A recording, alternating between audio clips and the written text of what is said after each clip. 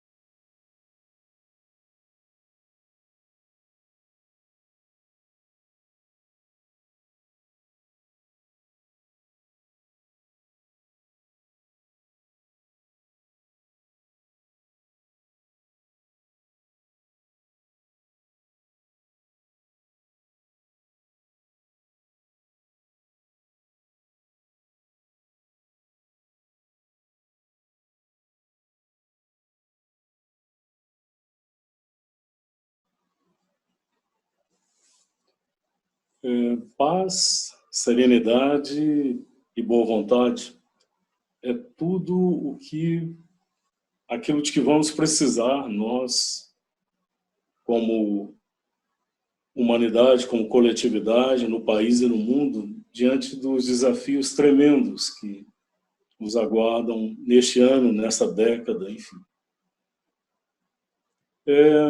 Uma coisa que eu também fiquei pensando enquanto via as imagens, são imagens muito lindas, montagens feitas pela NASA, né, a partir de captura dos satélites. Então, são aspectos do planeta, né, dos diferentes continentes, e com a iluminação dos grandes centros urbanos, maiores ou menores, né, e que, em alguns casos, formam como que redes.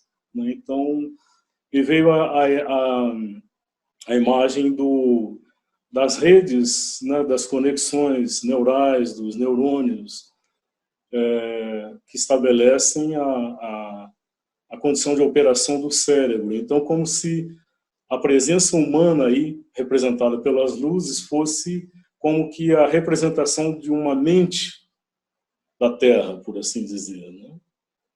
Isso me parece que fala um pouco sobre o que é o papel do ser humano dentro deste grande processo evolucionário.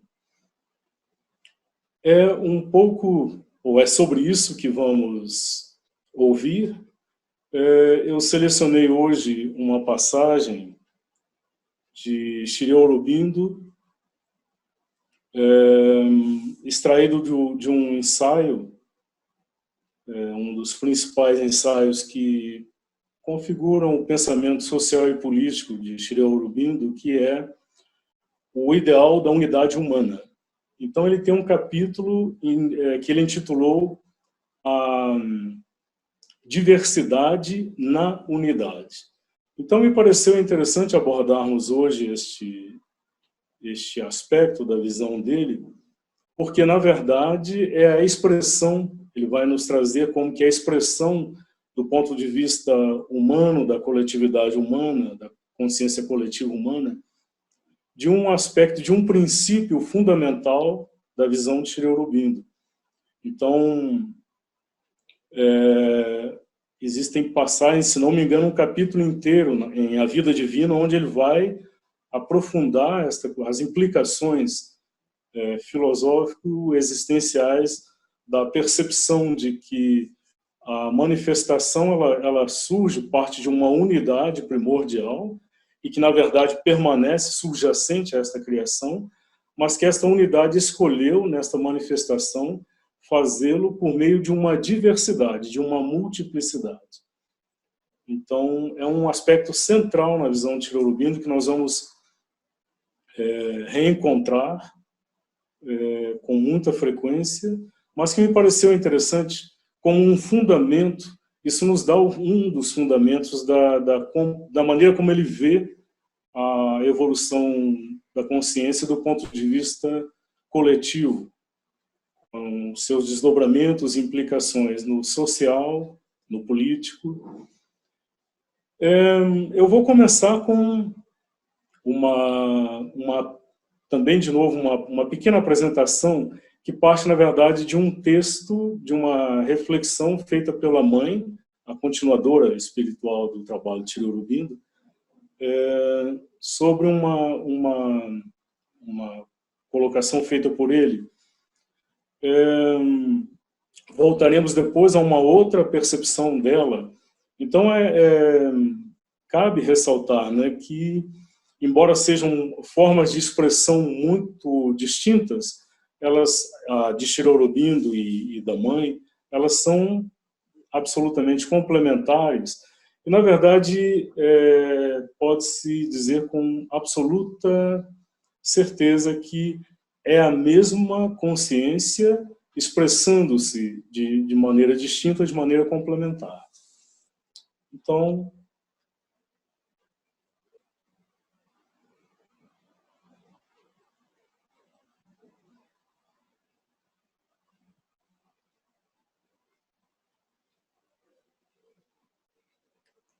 A vida espiritual revela a essência, que é uma só em tudo, mas revela igualmente sua infinita diversidade.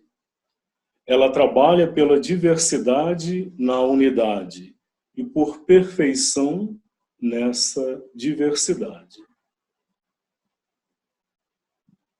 Sempre lembrando, então, que na visão de Sri Aurobindo, a diversidade não é um capricho, um acidente momentâneo, mas ela é um propósito, uma intenção nesta manifestação, e que a vida espiritual,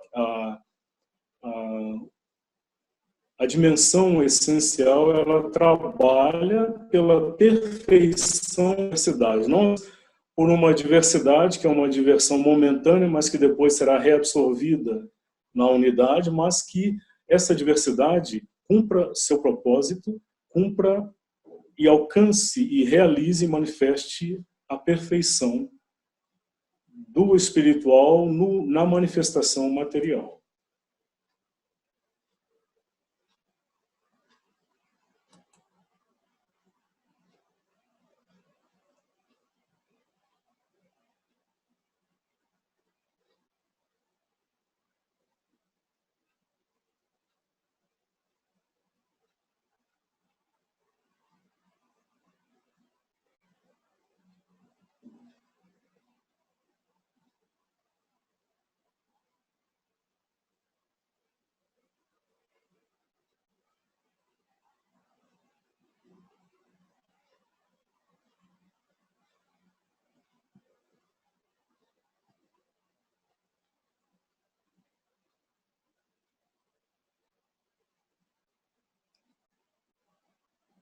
Então aqui o desdobramento, a meditação, a reflexão que a mãe desenvolve a partir daquela colocação inicial, este é o próprio motivo por trás da criação do universo.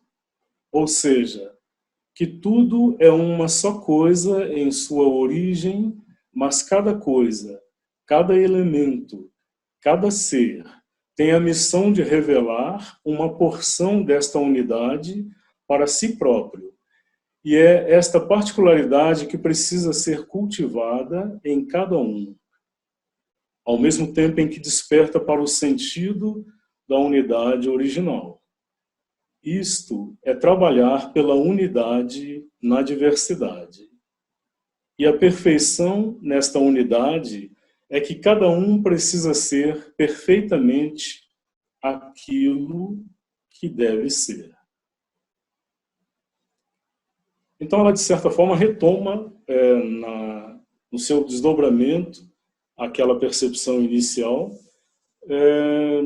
reforçando essa percepção de que a criação do universo foi como que motivada por este propósito, uma origem que é una, que se manifesta por uma infinita multiplicidade e atribui a cada coisa, a cada elemento, a cada ser manifestado, uma missão, que é revelar uma porção desta unidade para si próprio. Ou seja, cada ser, particularmente o ser autoconsciente, primeiro cada configuração, né, que já configura uma separação, uma individualidade, já começa a cumprir, por assim dizer, esta missão. Mas quando o ser se torna consciente, autoconsciente, então começa este trabalho de descoberta. Primeiro ele vai se descobrir como separado, como parte desta fragmentação, um fragmento nesta multiplicidade infinita de fragmentos. Mas cabe então a ele o trabalho imenso que vai começar com a individuação, a redescoberta desta unidade, e que em cada um tem um aspecto. Então, para cada um, esta unidade se revela por um prisma em particular. E cada um de nós, cada ser, tem a missão de descobrir, e não só descobrir, mas de revelar, de manifestar esta unidade, esta particularização da unidade que ele representa. Ela prossegue então, e é esta particularidade que deve ser cultivada em cada um, ao mesmo tempo em que desperta para o sentido da unidade original. Ou seja, é um trabalho duplo.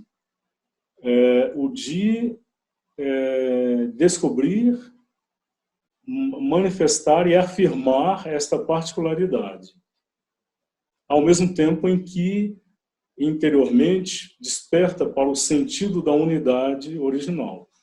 Então ela prossegue, isso é trabalhar pela unidade na diversidade.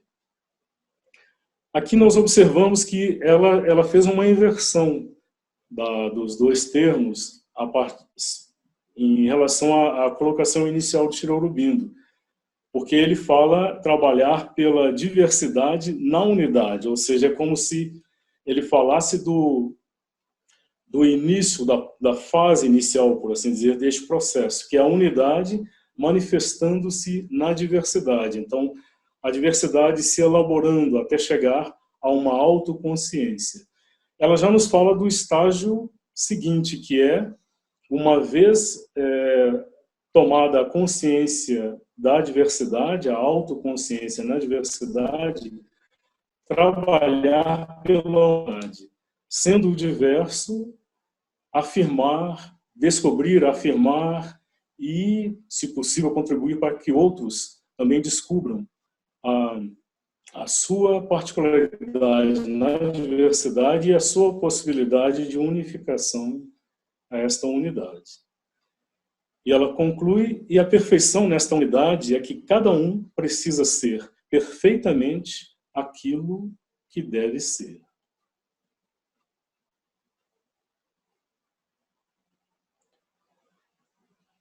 E a perfeição nesta unidade é que cada um precisa ser perfeitamente aquilo que deve ser. Então é preciso que cada um trabalhe para manifestar com plenitude, com perfeição a sua individualidade. E isto, ela deixou claro anteriormente, pressupõe uma união consciente à unidade. A concentração na diversidade sem a percepção da unidade leva à separação ainda maior, ao extremismo, ao egocentrismo, ao egoísmo. Tem que haver a harmonia, o equilíbrio entre a percepção da unidade, que afirma a necessidade da perfeição na diversidade.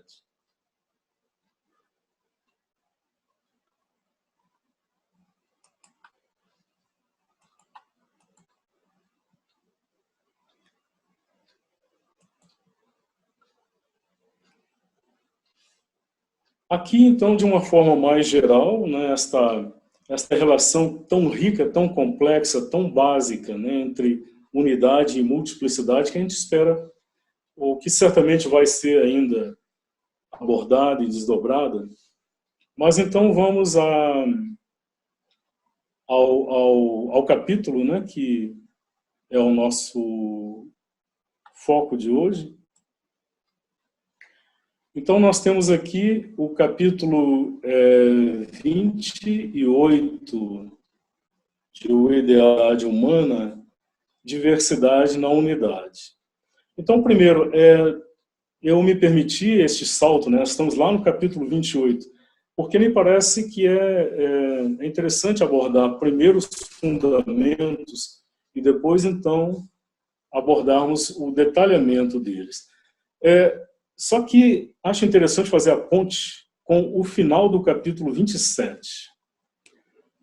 A massa comunal é sempre conservadora e estática em sua consciência, e só se move vagarosamente no moroso processo da natureza subconsciente.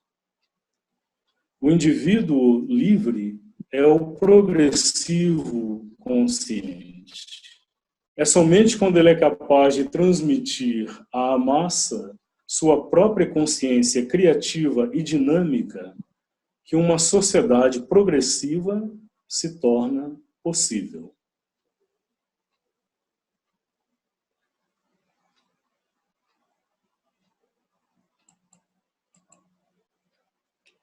A massa comunal é sempre conservadora e estática em sua consciência, e só se move vagarosamente no moroso processo da natureza subconsciente. O indivíduo livre é o progressivo consciente. É somente quando ele é capaz de transmitir à massa sua própria consciência criativa e dinâmica que uma sociedade progressiva se torna possível. Então, ele vai nos afirmar, não, que a realização coletiva do sentido espiritual, da manifestação, da evolução, é um passo, é um desdobramento consequente e natural, ou seja, a manifestação, a perfeição na diversidade só será completa quando for uma realização coletiva, uma realização da consciência coletiva. No entanto, ele nos afirma, ele não tem nenhuma ilusão de que a massa coletiva, a consciência coletiva em si, ela tem sempre, ele nos diz sempre, ela é sempre conservadora e estática em sua consciência. Ou seja, ela está regida pela inércia, né, da massa de onde, indistinta do inconsciente, de onde ela emergiu. E ela só se move vagarosamente no moroso processo da natureza subconsciente. Então, o movimento é vagaroso em um processo que em si já é moroso, o processo da natureza subconsciente. Ouvimos de Shri Aurobindo, né, que a natureza inteira, desde que emergiram as primeiras formações dela, unicelulares, e todo o imenso esforço que ela desenvolveu até chegar a consciências individualizadas no estágio humano, é um processo de yoga. Mas é um yoga que vem do subconsciente e que primeiro tem que enfrentar todas as limitações e amarras que são inerentes à própria à condição da qual emerge. Então é um processo vagaroso, é um processo de infinitas voltas e avanços e recuos. Este é o processo da natureza subconsciente. E a massa está inteiramente dentro deste movimento. A possibilidade de gradualmente emergir de passos de avanços evolucionários, se nós observarmos mais de perto, ela vai sempre ser conduzida por consciências individuais. O indivíduo livre é o progressivo consciente. É somente quando ele é capaz de transmitir à massa sua própria criativa e dinâmica que uma sociedade progressiva se torna possível. Então, em todos os movimentos evolucionários ou revolucionários, em qualquer campo da manifestação da consciência, seja na ciência, seja na cultura, na arte, na filosofia, ou no campo político, social-político, se observarmos, ele sempre tem origem em algum movimento de uma consciência individual. Depois ele vai se espraiar por grupos e coletividades, mas o início, a chama inicial, é sempre parte de uma percepção de uma consciência individual. Em qualquer campo, fica como um exercício, uma proposta a vocês, de escolher em qualquer campo em que queiram identificar um avanço, um passo evolucionário, uma mudança de paradigma, e vocês vão ver como vão sempre, invariavelmente, identificar a presença de um movimento, de uma consciência individual. Até o presente estágio, pelo menos, aparentemente não há expressão ou evidência de que avanços evolucionários sejam feitos de forma coletiva. Eles sempre começam a partir de um movimento de uma consciência individual. A importância da consciência individual é absolutamente afirmada aqui. É o indivíduo que possibilita o progresso consciente. E não só quando ele se abre ou possibilita a manifestação de uma nova percepção, mas quando ele é capaz de transmitir à massa. Então aí vem o passo seguinte, que é transmitir, infundir, levar a outros, para que então essa consciência possa ser gradualmente assimilada e incorporada pelo coletivo. Então, uma sociedade progressiva, mesmo do ponto de vista espiritual, só será possível a partir de movimentos de consciências individuais, inicialmente. Então, voltamos aqui ao nosso...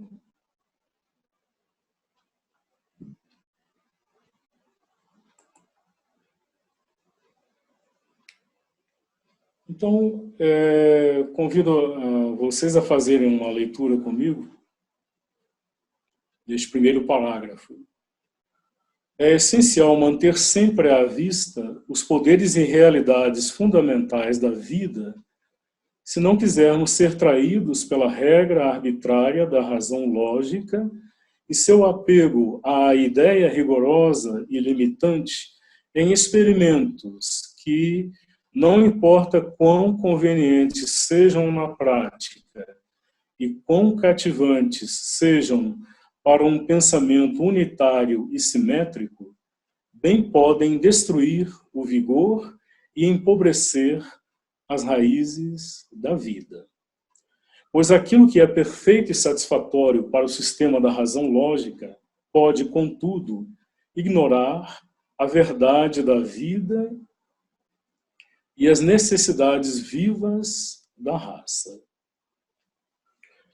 Um pequeno parêntese aqui, inicial. Haverá um capítulo em O Ciclo Humano em que Sri Aurobindo vai aprofundar a reflexão sobre o ofício e as limitações da razão.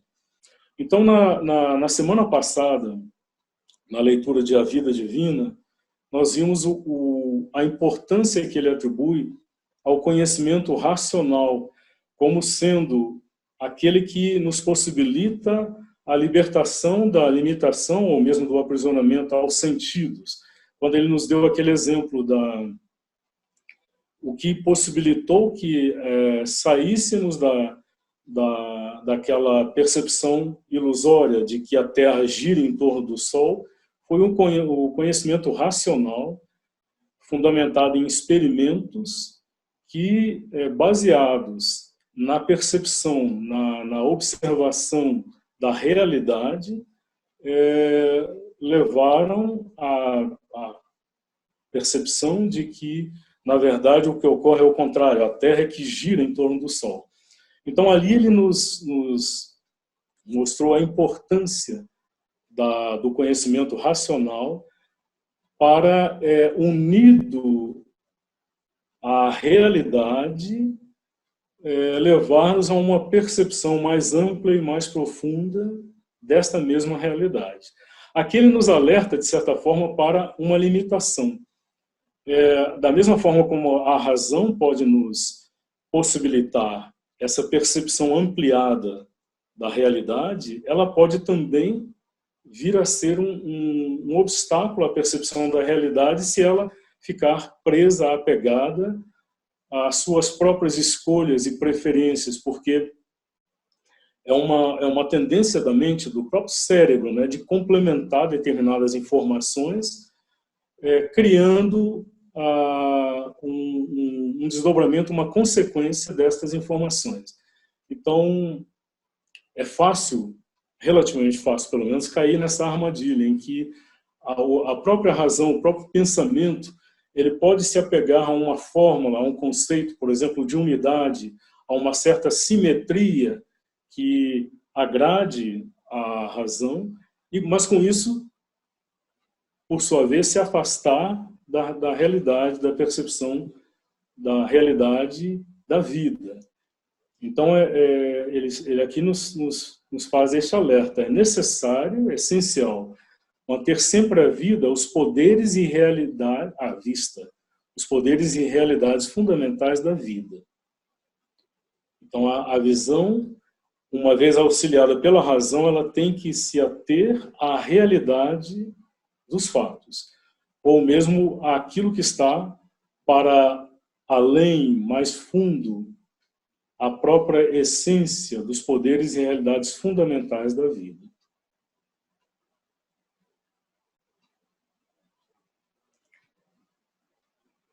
Ele prossegue, então, unidade é uma ideia que não é, em absoluto, arbitrária ou irreal, pois unidade é a própria base da existência. Então ele já nos faz a ressalva, né?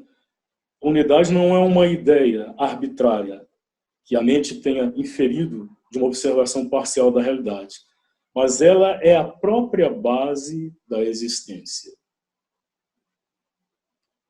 A unidade que secretamente está na fundação de todas as coisas, o espírito em evolução na natureza, é compelido a realizar-se conscientemente no topo. A evolução se move por meio da diversidade, de uma unidade simples em direção a uma unidade complexa. Em direção à unidade, a raça se move. Unidade, ela deve um dia realizar. Eu fiz esse destaque nessa passagem porque acho que ela nos traz uma percepção realmente fundamental. Então, mais uma vez, a unidade que secretamente está na fundação de todas as coisas. O espírito em evolução na natureza é compelido a realizar-se conscientemente no topo. Então, esta unidade está no fundamento, ela foi a origem, e ela permanece secretamente, não vista, não percebida, na fundação, na base de todas as coisas. Isto é o espírito em evolução na natureza. Ou seja, ele está aí como que imerso, inicialmente inteiramente submerso no inconsciente, depois começa a se libertar, a despertar no subconsciente, no consciente. Então, ele está neste processo evolucionário da consciência, é ele quem é como que o condutor do processo e é, por sua vez, o resultado do processo. Ele é quem emerge neste processo de evolução. Ele completa, então, ele é compelido a realizar-se conscientemente no topo. Ou seja, ele que estava secreto na fundação, ele quem, de forma progressivamente consciente, conduz o processo da evolução, ele é compelido, é como se fosse uma lei interna, inelutável, inexorável, que vai levá-lo a realizar-se, só que agora conscientemente no topo. Então aqui temos todo esse movimento do inconsciente pelo subconsciente, parcialmente consciente, até a plenitude da consciência no topo. Então da base até o topo. A evolução se move por meio da diversidade, de uma unidade simples em direção a uma unidade complexa. Então, o primeiro movimento da evolução é aumentar, elevar ao seu paroxismo a fragmentação, a divisão, a diversificação. Mas aí ela já começa a como que a trabalhar, ao mesmo tempo em que manifesta essa diversidade, ela começa a trabalhar pela unidade, quando ela começa a formar os primeiros complexos, na verdade, as primeiras unidades. Por exemplo, se pegamos a ideia de um organismo unicelular, composto de uma única célula, e fizemos o trajeto que a natureza percorreu até chegar ao desenvolvimento de unidades complexas, por exemplo, como é um organismo humano, como é um cérebro humano. Então, nós temos uma ideia do quão imenso foi esse processo e de como ela, através da infinita multiplicidade de formas que ela criou nesse trajeto, ela, de fato, evoluiu de uma unidade simples para uma unidade complexa. Aqui a própria observação racional científica do mundo, do universo, comprova este movimento, essa direção. Aí ele dá um salto, porque ele traz isso para a espécie humana. Em direção à unidade, a raça se move. Unidade, ela deve um dia realizar. Como já observamos antes, quando Sri Aurobindo se refere à raça, ele sempre está se referindo à espécie humana como um todo. Então, a espécie humana se move em direção à unidade. Em meio, através de, apesar de toda a divisão e fragmentação que nós observamos em nós e à nossa volta, a meta, o destino é a unidade. E unidade, ela deve um dia realizar. Esse deve aqui, não sei se captura muito bem o sentido do verbo original, que é algo assim, que tem uma destinação, como disse antes, inelutável, inexorável de realizar-se. Não é que ela não se realizar, ela irá se realizar um dia. Sri Aurobindo prossegue. Uniformidade, entretanto, não é a lei da vida. A vida existe pela diversidade. Ela, a vida, insiste em que cada grupo, cada ser, mesmo sendo uma só coisa com todo o resto em sua universalidade, seja, no entanto, em razão de algum princípio ou detalhe ordenado de variação, único.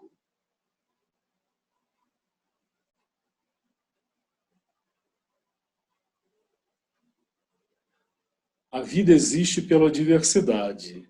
Ela insiste em que cada grupo, cada ser, mesmo sendo uma só coisa com todo o resto em sua universalidade, seja, no entanto, em razão de algum princípio ou detalhe ordenado de variação, seja único. Então há um princípio aqui de variação a partir da unidade. E é este princípio que determina que por um detalhe que seja, por minúsculo aparentemente que seja, cada grupo, cada ser terá uma particularidade dentro da unidade. Por isso, a insistência, a vida que se manifesta por meio da diversidade. Prosseguimos. A centralização excessiva, que é a condição de uma uniformidade operativa, não é o método saudável da vida.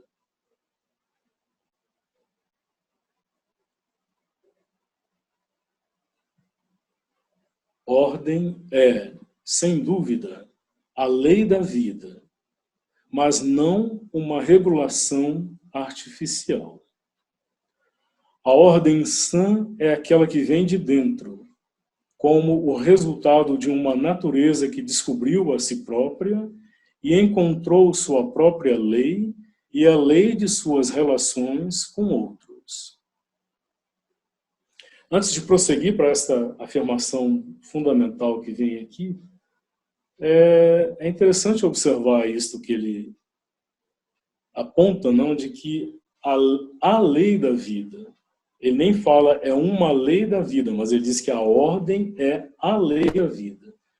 Então, provavelmente, a observação da natureza em todos os seus níveis, no micro ao macrocosmos, ela vai nos mostrar a presença de leis, de ordem, de ordenação, mesmo naquilo que aparentemente é caótico, é desordenado.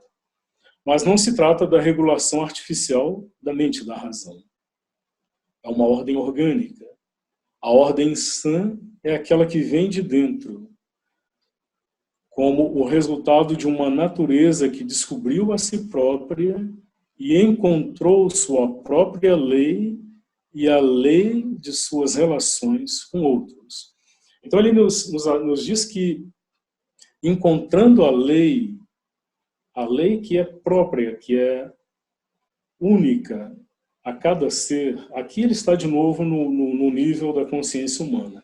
A cada indivíduo, esse indivíduo vai descobrir, possivelmente, é o que ele nos afirma, que esta lei própria, que é única, que é intransferível, que é dele, ela não está em conflito, em desarmonia, em confronto com a lei das relações com os outros, ou com a lei dos demais.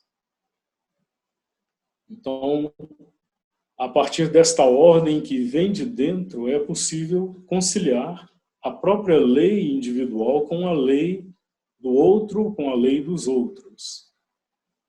Aí vem essa afirmação: a ordem mais verdadeira, por conseguinte, é aquela que é fundada sobre a maior liberdade possível. A ordem mais verdadeira, por conseguinte, é aquela que é fundada sobre a maior liberdade possível. Para o ser humano é desconcertante isso aqui, né? Todas as tentativas de implementação de experimentos, de regimes nas coletividades, encontra essa imensa dificuldade, ou quase impossível, de equilibrar, de harmonizar ordem e liberdade. Porque, talvez precisamente porque sejam ordens de fora para dentro, impostas de fora para dentro, e que acabam por tolher a liberdade. Ou porque se baseiam em liberdades superficiais, limitadas. A liberdade de afirmar o próprio desejo, a própria vontade separada, que vai entrar em choque com a ordem do coletivo. Mas a liberdade verdadeira, que é própria da essência, é onde também é o fundamento da ordem mais verdadeira. Então ele prossegue: pois liberdade é ao mesmo tempo a condição da variação vigorosa e a condição da autodescoberta. Como sempre dizemos, né, Sri Aurobindo utiliza cada palavra com um sentido absolutamente preciso. Então, liberdade é a condição da variação vigorosa, ou seja, sem liberdade, a natureza não pode experimentar, o espírito, né, a criar com vigor, com audácia, variações. A liberdade é a condição para isso. E, ao mesmo tempo, é a condição da autodescoberta.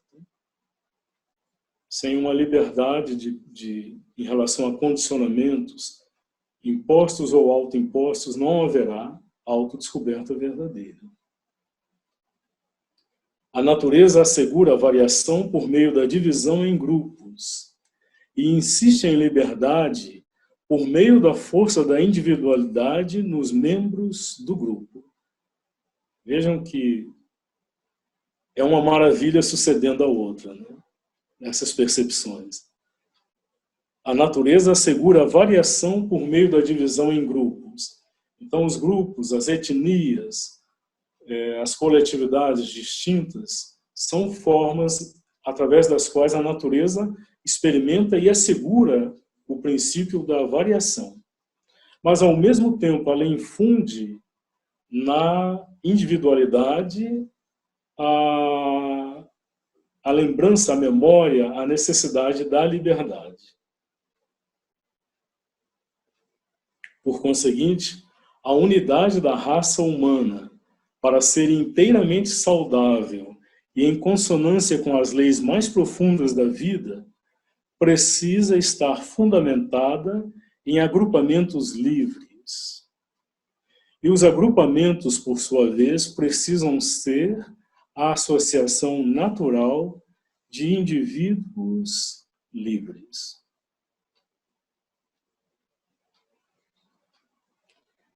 Este é um ideal que certamente é possível de realizar sob as presentes condições, ou talvez em qualquer futuro próximo da raça humana.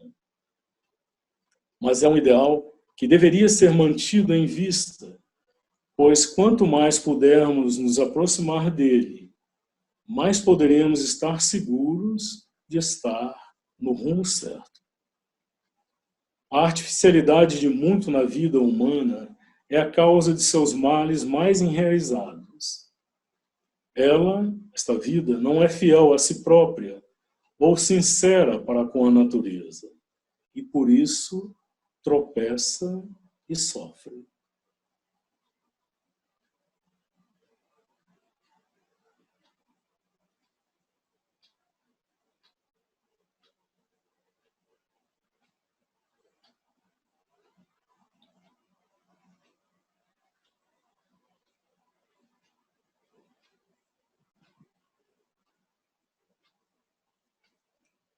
Só essa passagem aqui, por conseguinte, a unidade da raça humana para ser inteiramente saudável e em consonância com as leis mais profundas da vida, precisa estar fundamentada em agrupamentos livres. E os agrupamentos, por sua vez, precisam ser a associação natural de indivíduos livres. Então, se pensarmos, né, no tipo de agrupamento maior de grupos, né, que temos no momento, que são as nações, Sri Aurobindo depois vai nos conduzir num estudo aprofundado deste processo que chega a ser a formação da consciência nacional, mas ele aqui já, como essa percepção básica afirma que a própria lei, a própria possibilidade de existência e de progresso de uma nação de forma saudável e em consonância com as leis mais profundas da vida, ela tem que estar baseada em liberdade, liberdade de todos os agrupamentos menores que a formam, né? Sejam agrupamentos de toda e qualquer natureza. E estes, por sua vez, precisam ser a associação natural de indivíduos livres.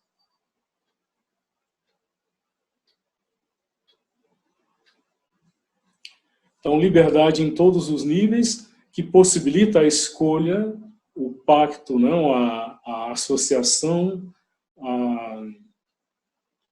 a escolha coletiva também, de razões e condições para estar unido e constituir uma coletividade ou uma nação. Ele diz, este é um ideal, este concerto baseado na liberdade que certamente é impossível de realizar sob as presentes condições, ou talvez em qualquer futuro próximo da raça humana. Mas é um ideal que deveria ser mantido em vista, pois quanto mais pudermos nos aproximar dele, mais poderemos estar seguros de estar no rumo certo. A artificialidade de muito na vida humana é a causa de seus males mais enraizados. Ela não é fiel a si própria ou sincera para com a natureza e, por isso, tropeça e sofre.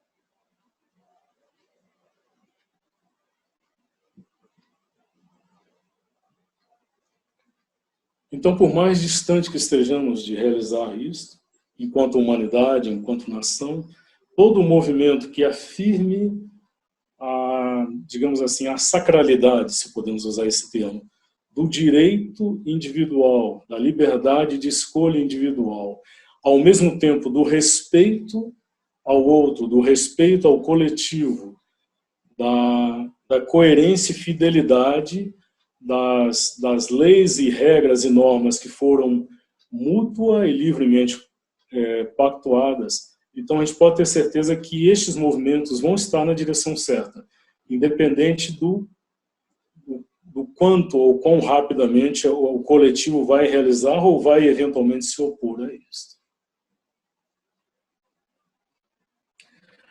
Agora ele vai abordar um aspecto, de certa forma, imprevisto e fascinante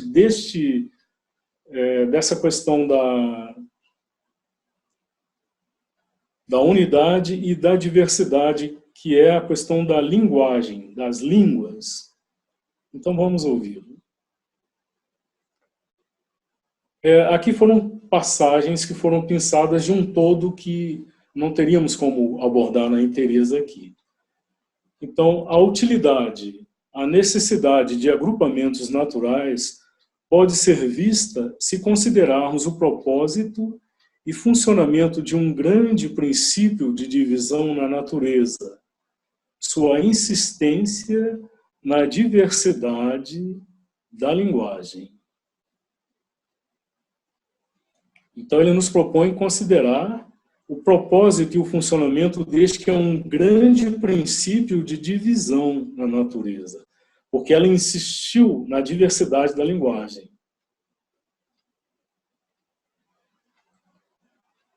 Já prosseguindo para a passagem seguinte, a lenda da Torre de Babel fala da diversidade de línguas como uma maldição lançada sobre a raça.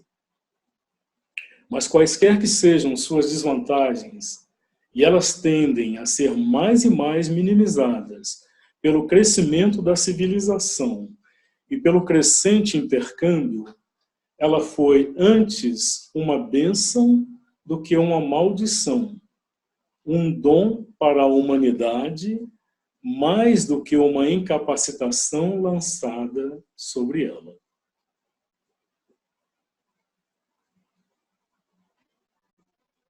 Então, de alguma forma, conhecemos todos aquela passagem, né, bíblica da Torre de Babel, em que os seres humanos se lançam na empreitada de construir uma torre que deveria chegar até o céu.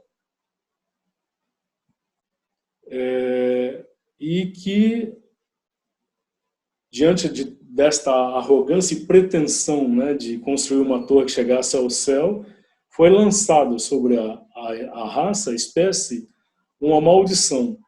Os homens começaram a falar línguas diferentes, passaram a não se entender mais. Então, não se entendendo mais, não se comunicando mais, a construção daquela torre, daquele monumento à arrogância, ficou impossível. Então, esta é a visão alegórica, simbólica, não, da língua como um fator de divisão, um fator de separação, um dificultador da comunicação. A Cherubim prossegue.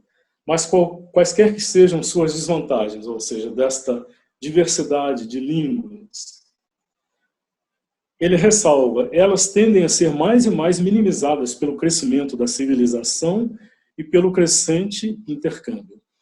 Ou seja, a civilização cresceu, o intercâmbio aumentou, então foi possível a grupos, a indivíduos e grupos aprenderem as línguas uns dos outros. Então isso tornou o intercâmbio crescente e possível.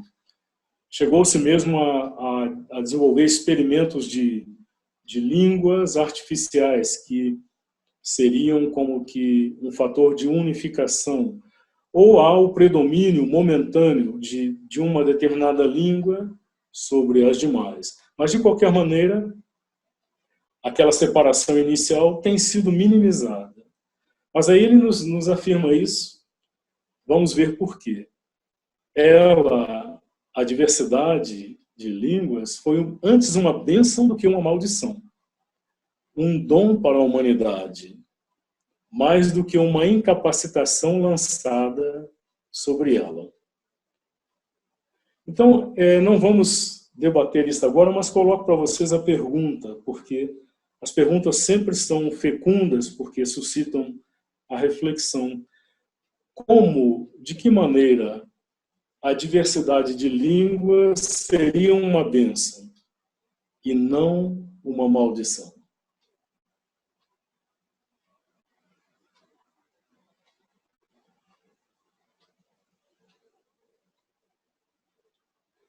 Vamos começar a ouvir a resposta de Shri Aurobindo.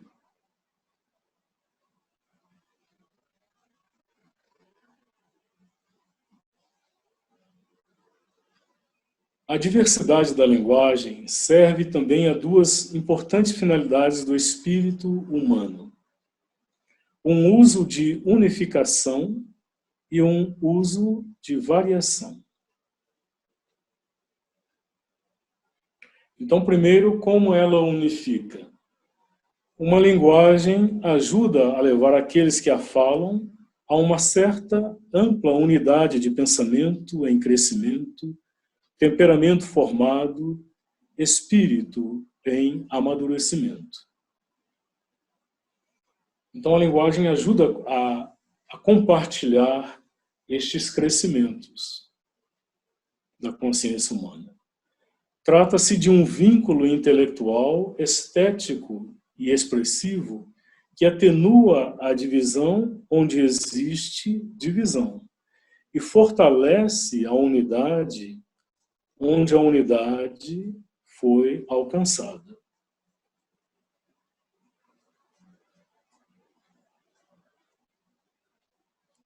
Então, por maior que seja uma divisão, se pensamos num país continental como o Brasil, que tem uma linguagem como um fator de unificação, por mais distintos que sejam os costumes e mesmo valores que numa determinada região são cultivados, diferentemente de outras, a língua já estabelece imediatamente um vínculo. Ela atenua de imediato a divisão. E onde há unidade, onde há afinidade de propósitos, de valores, ela vai fortalecer essa unidade. Ela fortalece a unidade onde a unidade foi alcançada. Então, ela atenua a divisão e fortalece a unidade. De forma especial, ela confere autoconsciência à unidade nacional ou racial e cria um vínculo de uma autoexpressão em comum e um registro de realização em comum.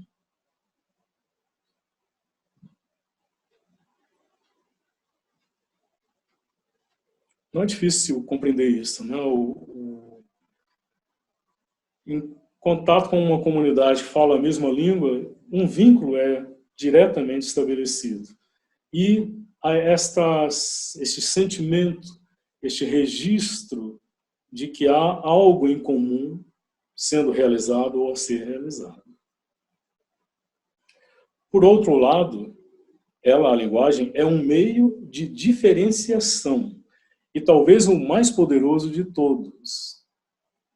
Não meramente um meio estéril de divisão, mas uma diferenciação frutífera e útil. Então, o meio estéril de divisão seria aquela imagem da Torre de Babel.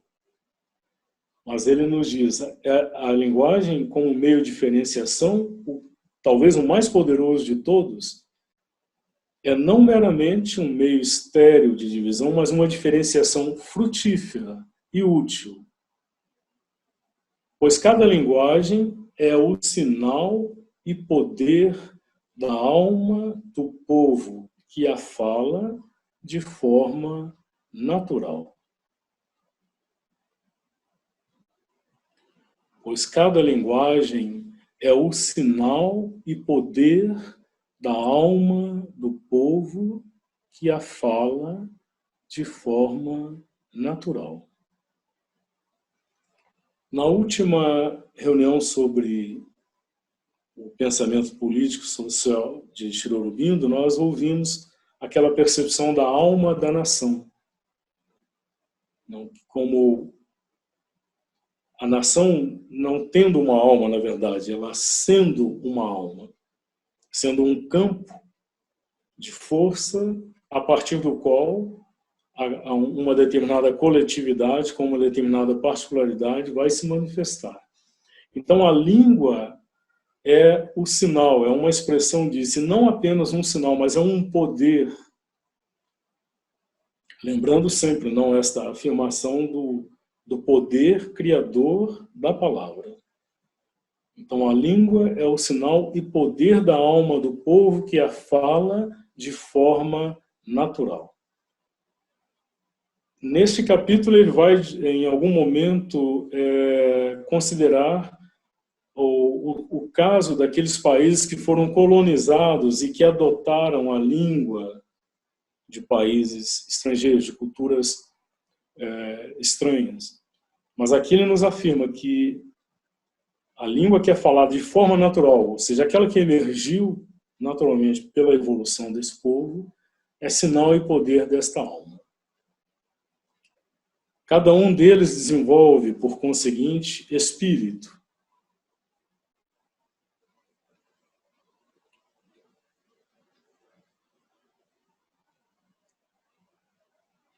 Cada povo desenvolve, por conseguinte, espírito, temperamento, pensamento, modo de lidar com a vida e o conhecimento, e a experiência próprios e peculiares.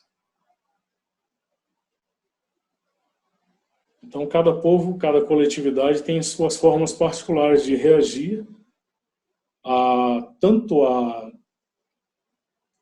ao que vem do ambiente, do meio, como aquilo que emerge de dentro da consciência coletiva. E se essa coletividade, essa nação, recebe e acolhe o pensamento, a experiência de vida, o impacto espiritual de outras nações, ele, contudo, ou ela, contudo, acha um novo que lhe é próprio, e através daquele poder de transmutação, ele enriquece a vida da humanidade com seus empréstimos frutíferos, e não meramente repete aquilo que algures foi ganho. Então pode haver esse processo de recepção, de assimilação do pensamento, da experiência, do impacto espiritual de outras nações. Mas isso, para ser orgânico e ser um poder construtivo, tem que ser como que assimilado, tem que ser transmutado. Para não ser mera cópia, mera repetição, como ele nos diz no final. É, portanto, do mais alto valor para uma nação, uma alma, grupo, humana, a preservação de sua linguagem e o transmutá-la num forte e vivo instrumento cultural. Uma nação, raça ou povo que perde sua linguagem não pode viver sua vida inteira ou sua vida real. E esta vantagem para a vida material é, ao mesmo tempo, uma vantagem para a vida geral da raça humana.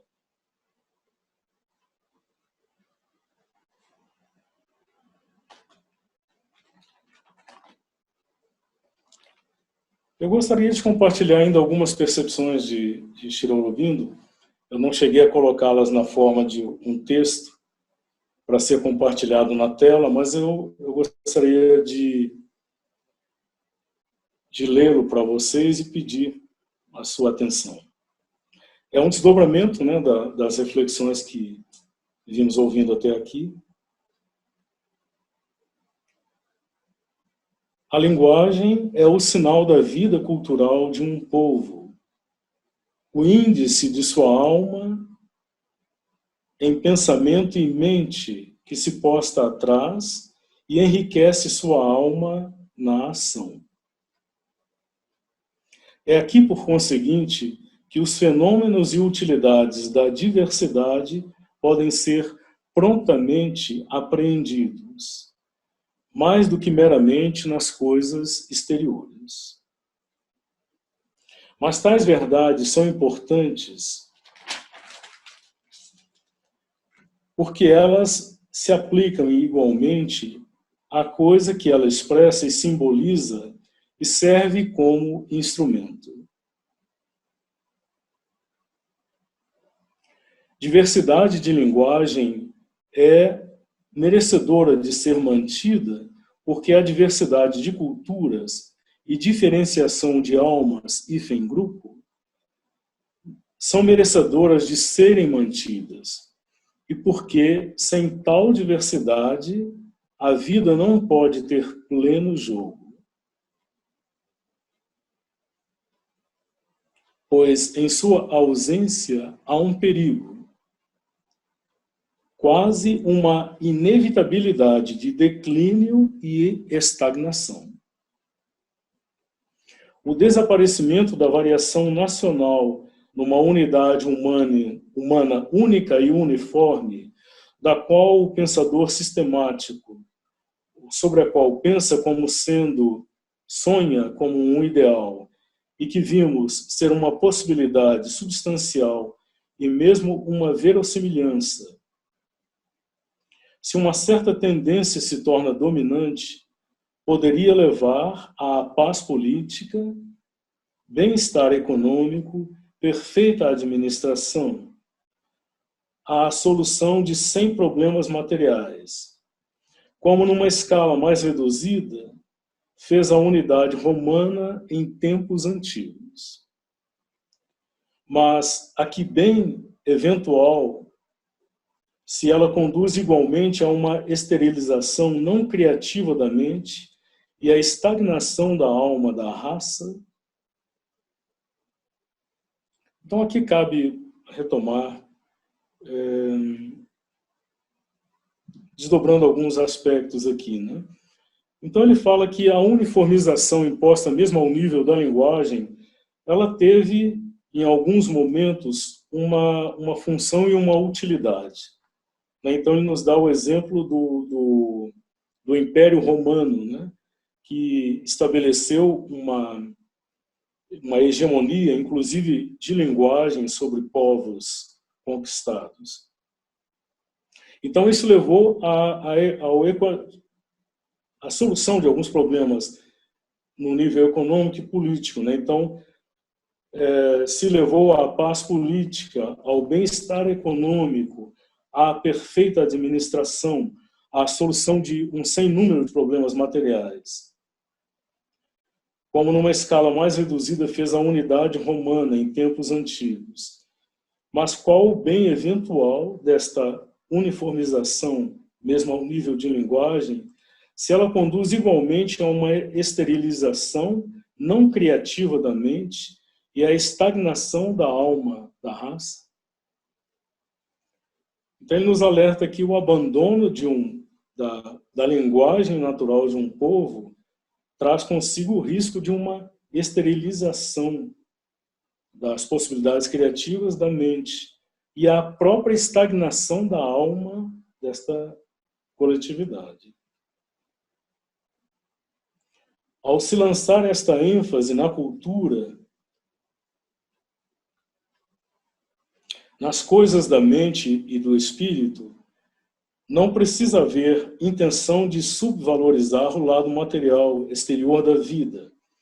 Não é meu propósito diminuir aquilo a que a natureza atribui uma importância tão insistente.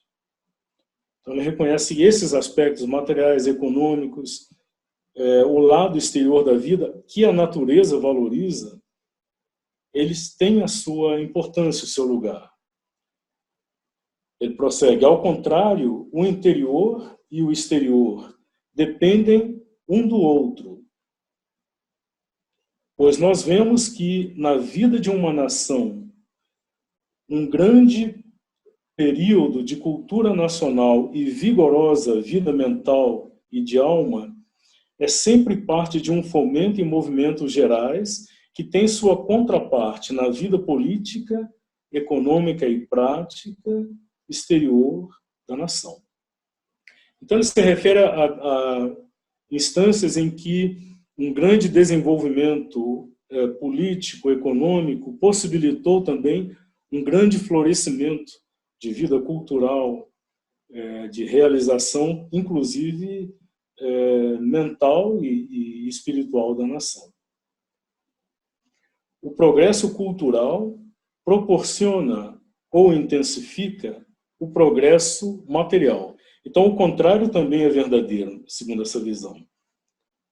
Não apenas o material possibilita ou fomenta o desenvolvimento cultural, mas o progresso cultural proporciona ou mesmo intensifica o progresso material. Mas necessita igualmente dele para que possa ele próprio florescer com um vigor pleno e saudável. Então, as duas dimensões se alimentando, se reforçando. A paz, o bem-estar e a ordem estabelecida do mundo humano é algo a ser eminentemente desejado como uma base para uma grande cultura mundo, na qual a humanidade inteira deve ser unida. Nenhuma destas unidades, a exterior ou interior, deveria ser despida de um elemento ainda mais importante do que paz, ordem e bem-estar.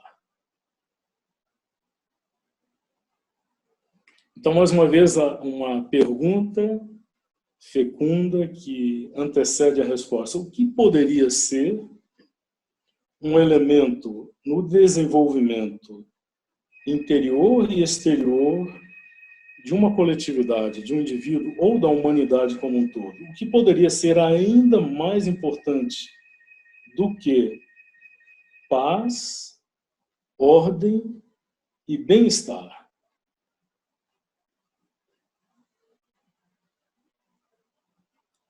Ele já nos falou disso antes. A liberdade e o vigor da vida.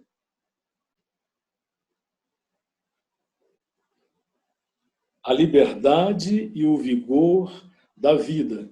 Então, não é a liberdade unicamente, simplesmente do indivíduo que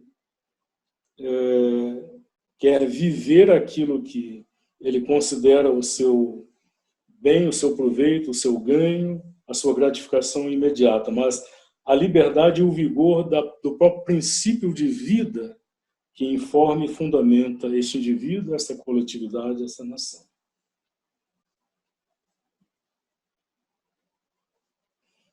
Então, a liberdade e o vigor da vida, as quais somente podem ser asseguradas por meio da variação e pela liberdade do grupo e do indivíduo.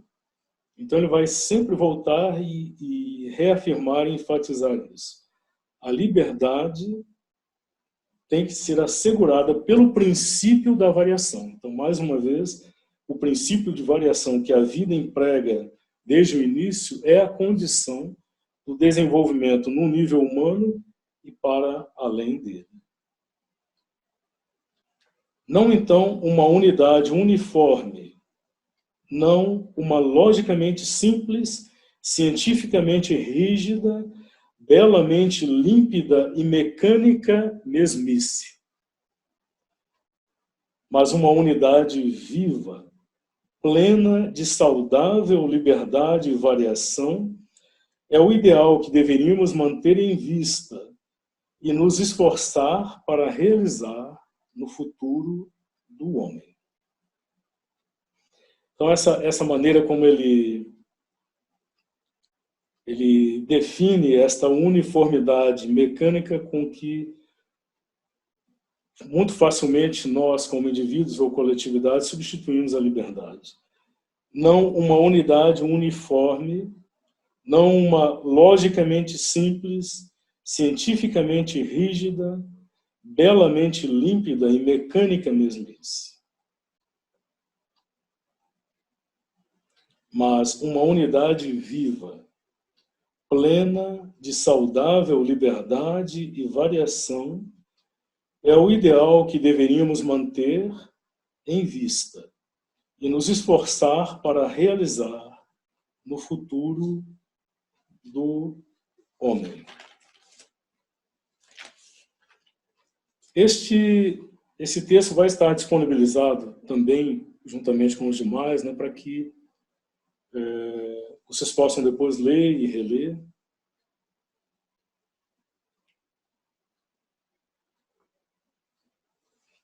Certamente há passagens nesse capítulo onde ele vai aprofundar em detalhe exemplos, situações em que a linguagem serviu como um fator de afirmação ou, eventualmente, a substituição da linguagem viva por uma imposição artificial e mecânica possa ter, eventualmente, comprometido o desenvolvimento de determinadas coletividades. Mas eu achei que não caberia, dentro do nosso tempo, da nossa propósito nesse momento, aprofundar isso. Mas, inicialmente, eventualmente mais à frente voltaremos, quando aprofundarmos mais alguns detalhes da visão.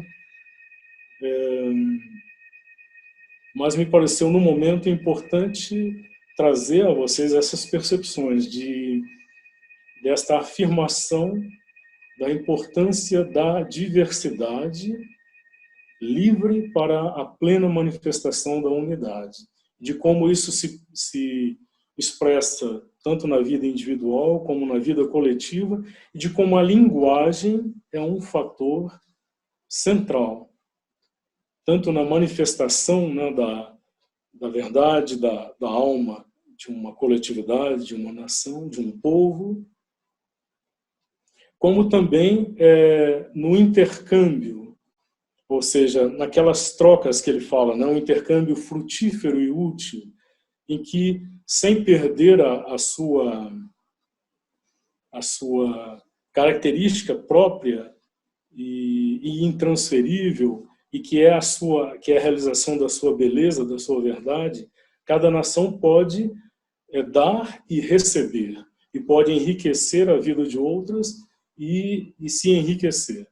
Talvez seja esse o fundamento, a visão que a mãe teve quando estimulou a criação em Auroville de pavilhões nacionais. Então, Auroville é como que ou está destinado a ser, porque é um projeto ainda em desenvolvimento, está destinado a ser um lugar de encontro, de diálogo, não de realização prática desta diversidade na unidade ou unidade na diversidade, em que indivíduos e coletividades possam se encontrar e se enriquecer sem deixar de ser, sem deixar de manifestar, ou mais do que isso, recebendo o estímulo para a manifestação da sua verdade individual. Então, ela estimulou a criação de pavilhões nacionais. Então, me parece que existe um pavilhão da Índia, desde bem o início, um pavilhão do Tibete. Não sei como isso vai se desdobrar na medida em que prosseguir o desdobramento deste projeto de Auroville, mas me parece que a ideia era essa, de um encontro, um lugar onde cada cultura estivesse representada na sua individualidade, na sua particularidade, afirmada nessa individualidade, mas ao mesmo tempo compartilhando e livremente trocando, de modo que todas se enriqueçam mutuamente sem deixar de ser o que são. O que me parece que é verdadeiro também para a realização da verdade individual. Eu gostaria de concluir essa apresentação com uma outra percepção também da mãe que expressa de forma assim absolutamente unificada essa percepção de Shri Aurobindo. Então, vou compartilhar com vocês aqui o texto da mãe.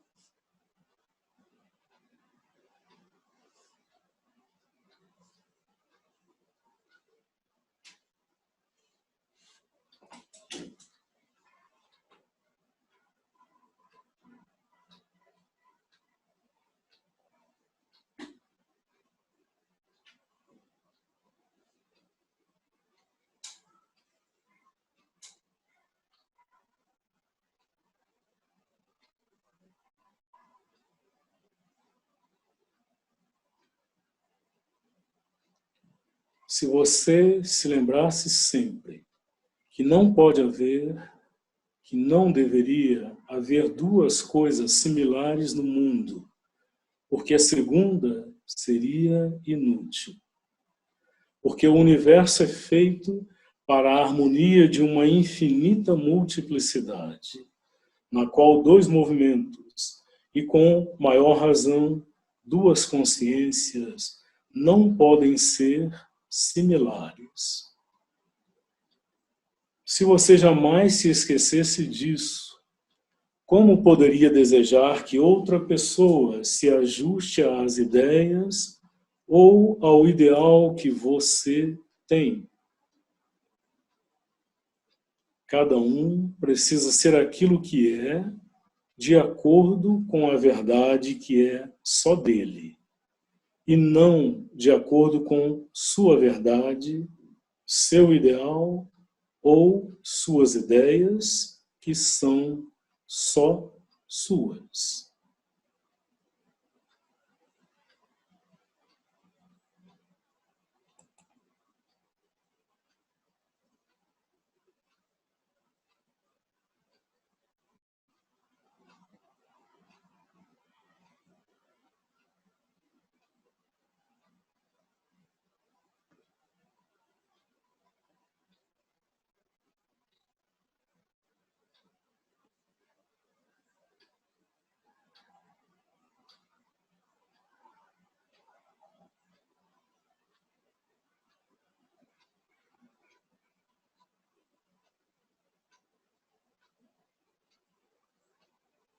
O que você precisa aprender é a harmonizar, sintetizar, sincronizar, combinar todas as coisas díspares que há no universo, colocando cada uma em seu lugar.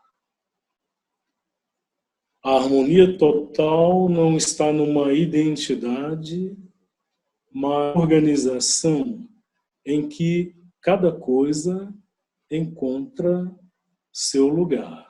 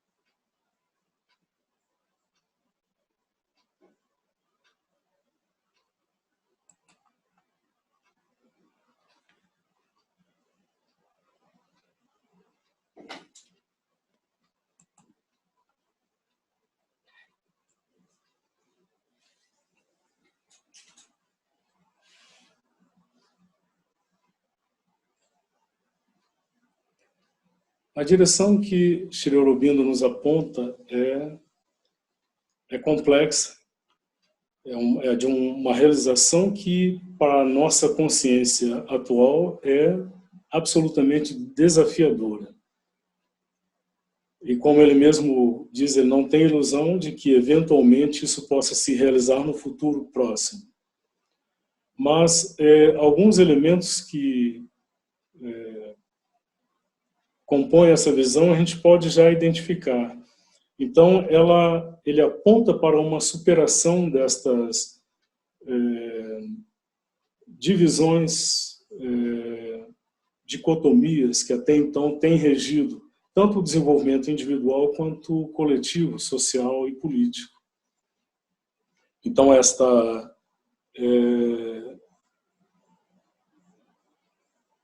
o embate entre ordem e bem-estar coletivo e liberdade individual, entre a realização do bem coletivo e a realização do propósito, da conveniência individual, pessoal, da liberdade. Então ele nos aponta na direção de uma harmonia, de uma integração em que as duas coisas sejam mutuamente afirmadas.